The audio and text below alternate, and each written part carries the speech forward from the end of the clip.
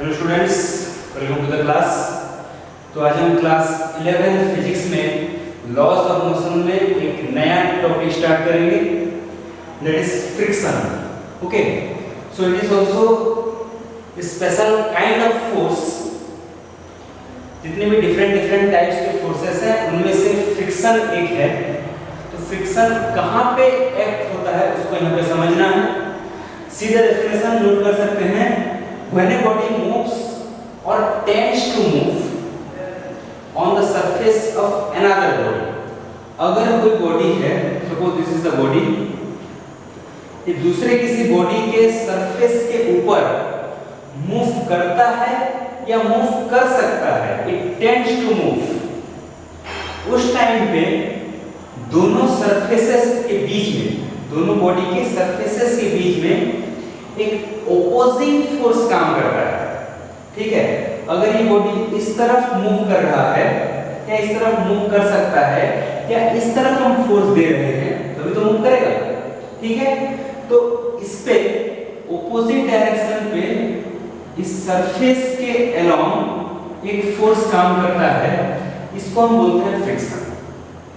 ठीक है, तो इस तरफ फोर्स हम दे रहे हैं अप्लाइड फोर्स, तो ये होगा अपोजिंग फोर्स। तो इसके ऊपर ये फोर्स काम किया, तो ये किसको ओपोज करता है? तो it opposes the relative motion between them. दोनों के बीच में जो रिलेटिव मोशन एग्जिस्ट हो सकता है उसको ओपोज करने का भी टेंडेंसी रखता है। ठीक है, तो ये एक ओपोजिंग फोर्स है। तो अगर ये फोर्स इसके ऊपर काम कर रहा है तो इसका एक रिएक्शन भी होना चाहिए। According to Newton's third law, हर एक फोर्स पेयर में एग्जिस्ट करता है, तो ये फोर्स भी, इसका भी एक रिएक्शन होना चाहिए। तो इस पे फोर्स दे कौन रहा है? ये वाला बॉडी। तो रिएक्शन के तौर पे ये वाला बॉडी भी इस पे फोर्स देगा। अब ये इस तरह मूव कर रहा है तो इसको लगेगा कि ये इस तरह मूव कर रहा है, तो ये बॉडी अगर इस तरह मूव कर रहा है तो इसके ऑपोजिट डायरेक्शन में भी एक फ्रिक्शनल फोर्स काम करेगा, F। तो ये F है इसके ऊपर, ये F है इसके ऊपर, एक्शन रिएक्शन फोर्स हो गया। ठीक है, तो ये होता है फ्रिक्शन, ओपोज करता है relative motion between two body. तो यहाँ पे हम क्लियर लिख दिए हैं कि ये मूव करता है या टेंड्स टू मूव। तो इसी के अकॉर्डिंग हम फ्रिक्शन को टू डिफरेंट टाइप्स में यहाँ पे डिवाइड कर सकते हैं, two different types of friction. Okay, तो फ्रिक्शन को हम डिवाइड करते हैं, एक होता है स्टैटिक फ्रिक्शन, एक होता है स्टैटिक फ्रिक्शन, दूसरा होता है काइनेटिक फ्रिक्शन। ठीक है, एक स्टैटिक फ्रिक्शन, दूसरा होगा kinetic friction. Okay, one by one देखेंगे। हमारे लिए इजी होगा अगर हम पहले काइनेटिक फ्रिक्शन को स्टडी करें। यहाँ पे क्या आएंगे? ठीक है, अच्छा, ये वर्ड से तो हम क्लियर है। स्टैटिक मतलब होता है रेस्ट, काइनेटिक मतलब जो मूव करे, मतलब फ्रिक्शन रेस्ट के पोजीशन पे भी एग्जिस्ट कर सकता है। देखेंगे कब होता है, और मूव करता है तो फ्रिक्शन होता है। तो पहले इसको देखते हैं। तो अगर कोई बॉडी अगर मूव करे, अगर वो बॉडी मूव करे एक दूसरे बॉडी के सरफेस के ऊपर, ये एक बॉडी है, इसके ऊपर ये दूसरा बॉडी है, तो अगर हम इस पे इस तरफ अप्लाई किए फोर्स F, इतना फोर्स अप्लाई किए और ये मूव करने लगा, तो इसके ऊपर ये जो फोर्स काम करेगा इसको हम बोलेंगे काइनेटिक फ्रिक्शन। इसके ऊपर ये सरफेस ऑपोजिट डायरेक्शन में फोर्स दे रहा है, इसको हम बोलेंगे काइनेटिक फ्रिक्शन। ठीक है, तो यहाँ पे दो केसेस हो सकते हैं। ये केस सपोज ऐसा है कि ये बॉडी मूव कर रहा है with a constant velocity v, constant velocity v से ये मूव कर रहा है। दूसरा केस क्या हो सकता है कि ये एक सरफेस है, ये दूसरा एक बॉडी है इसके ऊपर, इसके ऊपर फोर्स F दे रहे हैं, फ्रिक्शनल फोर्स F के है, काइनेटिक फ्रिक्शन, और सपोज ये एक एक्सेलरेशन a से मूव कर रहा है। यहाँ पे वेलोसिटी कांस्टेंट, यहाँ पे वेलोसिटी वेरिएबल, दैट मींस एक एक्सेलरेशन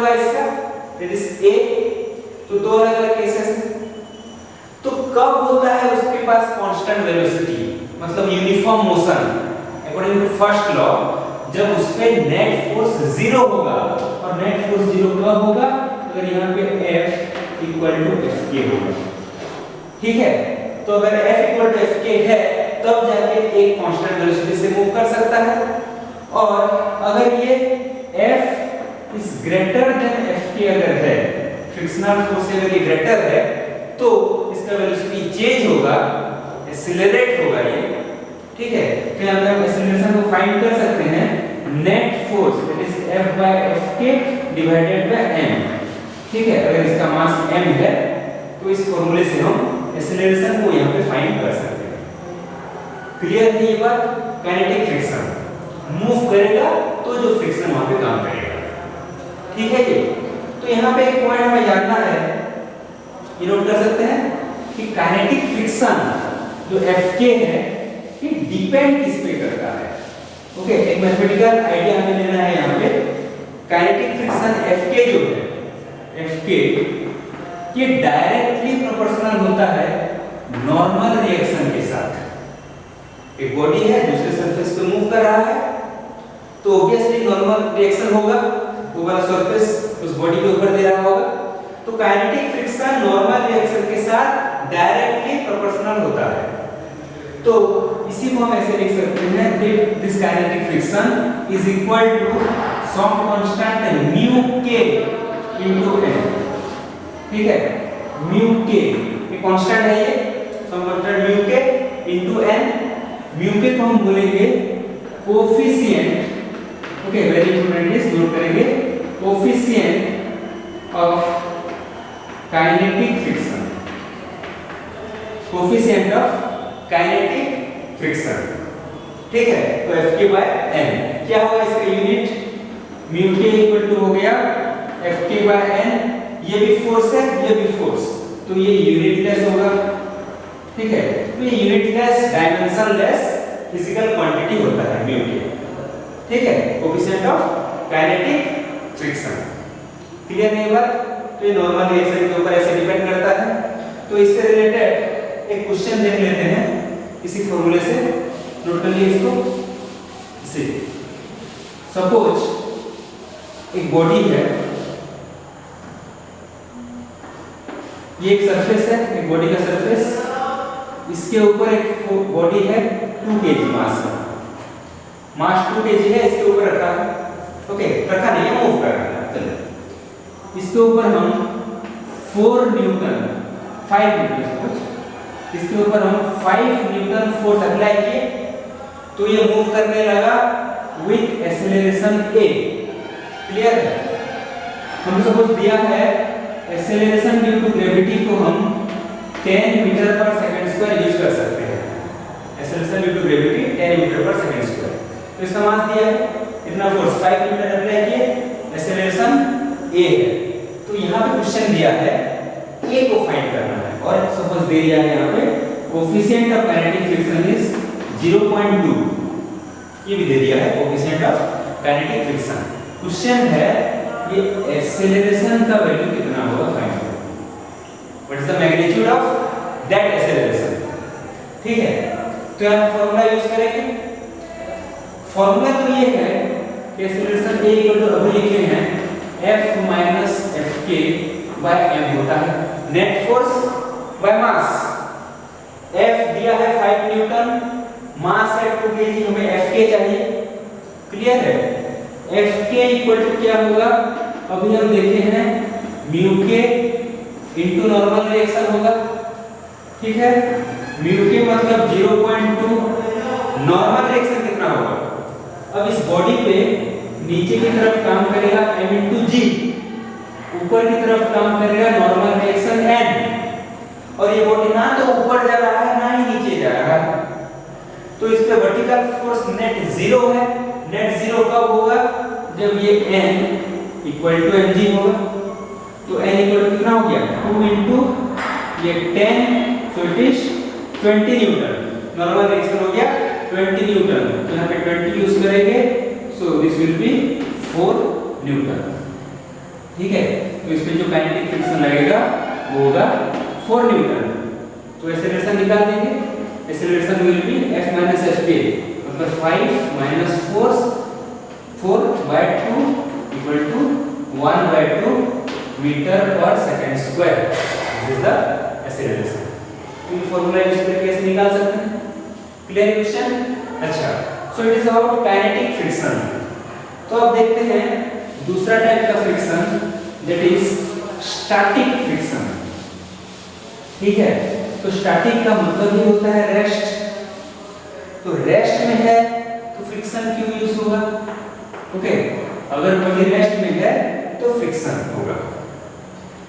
मतलब केस ऐसा है कि मेरे सामने कोई बॉडी होता, मैं उसको फोर्स देता, ठीक है, मैं उसको फोर्स दूंगा पर वो मूव नहीं करेगा, फोर्स बढ़ाते जाऊंगा फिर भी मूव नहीं करेगा, तो उस पे जो फोर्स काम कर रहा होगा that is static friction. Force apply करेंगे और उस पे मूव नहीं करेगा, वो रेस्ट में ही होगा, तो उस फोर्स को हम कहेंगे, उस फ्रिक्शनल फोर्स को हम कहेंगे स्टैटिक फ्रिक्शन। ठीक है, रेस्ट में वो होगा। ठीक है, ये बात, ये बॉडी है, इस सरफेस के ऊपर हम फोर्स दिए जा रहे हैं, पर यहाँ पे स्टैटिक फ्रिक्शन काम करेगा Fs। ठीक है, और ये मूव नहीं कर रहा है, मूव नहीं कर रहा है मतलब ऑब्वियसली ये जो F है, ये जो F है ये डेफिनेटली लेस देन Fs होगा। जब तक ये है तब तक वो मूव नहीं करेगा। जब भी अप्लाइड फोर्स किसी भी तरह से मतलब इस फ्रिक्शन से ज्यादा हो जाए तो अब वो मूव करने लगेगा। ये बात है ना, रेस्ट में है, फोर्स दे रहे हैं पर मूव नहीं कर रहा है, मतलब ये फ्रिक्शन ज्यादा है।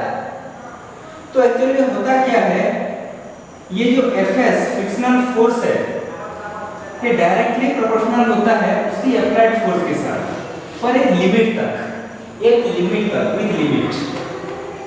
विद लिमिट ये डायरेक्टली प्रोपोर्शनल होता है अप्लाइड फोर्स के साथ। ओके, इसको बढ़ाते जाएंगे तो ये भी बढ़ेगा, इसको बढ़ाते जाएंगे ये भी बढ़ेगा, पर इसका एक लिमिट होगा, एक मैक्सिमम वैल्यू होगा। उस मैक्सिमम वैल्यू को, मैक्सिमम वैल्यू ऑफ Fs को हम लिमिटिंग फ्रिक्शन कहते हैं। मैक्सिमम वैल्यू ऑफ Fs को हम लिमिटिंग फ्रिक्शन, Fs मैक्सिमम ऐसे लिखते हैं, लिमिटिंग फ्रिक्शन। ये फोर्स देते जा रहे हैं, ये उसके हिसाब से इंक्रीज होते जा रहा है, पर एक पॉइंट पे ये मैक्सिमम हो जाएगा और ज्यादा नहीं हो सकता। उस मैक्सिमम वैल्यू को हम बोलते हैं लिमिटिंग फ्रिक्शन। लिमिटिंग फ्रिक्शन से जैसे ही अप्लाइड फोर्स ग्रेटर हो जाए, अब ये रेस्ट में नहीं रहेगा, अब ये तो रेस्ट में कब तक है? जब तक अप्लाइड फोर्स लिमिटिंग फ्रिक्शन से कम या उसके इक्वल तक है। उससे ग्रेटर हो गया तब अब वो मूव करने लगेगा। ठीक है, ये बात। जैसे एग्जांपल कि यहाँ पे एक बॉडी है, ठीक है, ये सरफेस है, तो इस पे हम 2 न्यूटन फोर्स दिए, तो ये इस तरफ भी ये 2 न्यूटन दे दिया, ऐसा ही मानते हैं। अब 4 न्यूटन कर दिए, तो इसको ये 4 न्यूटन कर दिया, 5 न्यूटन कर दिए, इसको भी ये 5 न्यूटन कर दिया, ये ज्यादा नहीं दे रहा। पर सपोज इसका जो लिमिटिंग फ्रिक्शन है वो 6 न्यूटन है, सपोज। कैसे निकालते हैं ये तो देखेंगे। लिमिटिंग फ्रिक्शन 6 न्यूटन है, तो जब हम इसको 6 न्यूटन देंगे तब भी ये मूव नहीं करेगा, पर जब हम इसको 7 न्यूटन दे दिए तब ये मूव करना स्टार्ट कर दिया। लिमिटिंग फ्रिक्शन से जैसे ग्रेटर हो गया फोर्स, अप्लाइड फोर्स, तब ये मूव करेगा। तो ये होता है लिमिटिंग फ्रिक्शन। ठीक है, तो यहाँ पे भी हमें एक कोफिशिएंट पढ़ना है कि ये जो स्टैटिक फ्रिक्शन होता है, एक्चुअली स्टैटिक फ्रिक्शन नहीं, ये जो लिमिटिंग फ्रिक्शन का वैल्यू होता है, लिमिटिंग फ्रिक्शन का वैल्यू, ये भी डायरेक्टली प्रोपोर्शनल होता है नॉर्मल रिएक्शन के साथ।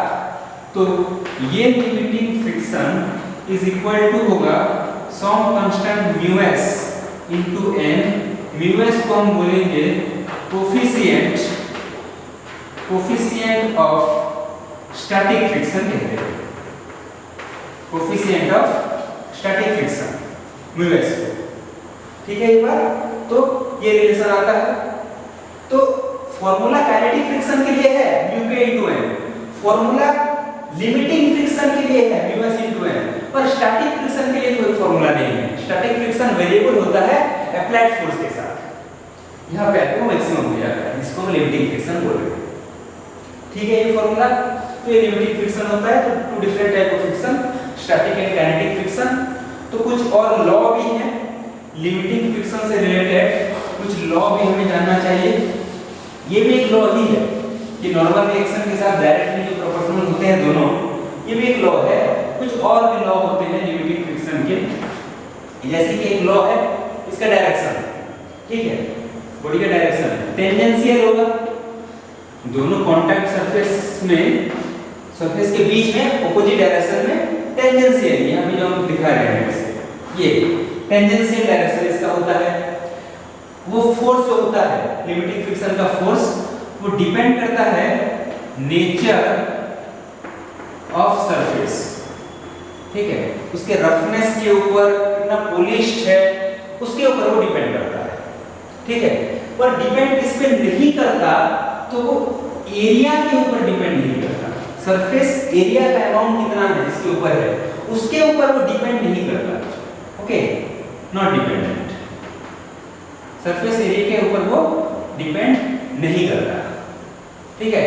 तो किस पे डिपेंड करता है? वो डिपेंड करता है नेचर के ऊपर और डिपेंड करेगा नॉर्मल रिएक्शन के ऊपर, direct proportional to normal reaction, ठीक है। तो नॉर्मल रिएक्शन के ऊपर डिपेंड करता है, एरिया के ऊपर डिपेंड नहीं करता है। ये डिफरेंट डिफरेंट लॉ होते हैं लिमिटिंग फ्रिक्शन के। तो ये सब फॉर्मूले हैं डिफरेंट टाइप्स ऑफ फ्रिक्शन, ठीक है। तो नेक्स्ट क्लास में फ्रिक्शन से रिलेटेड कुछ और भी बातें जानेंगे।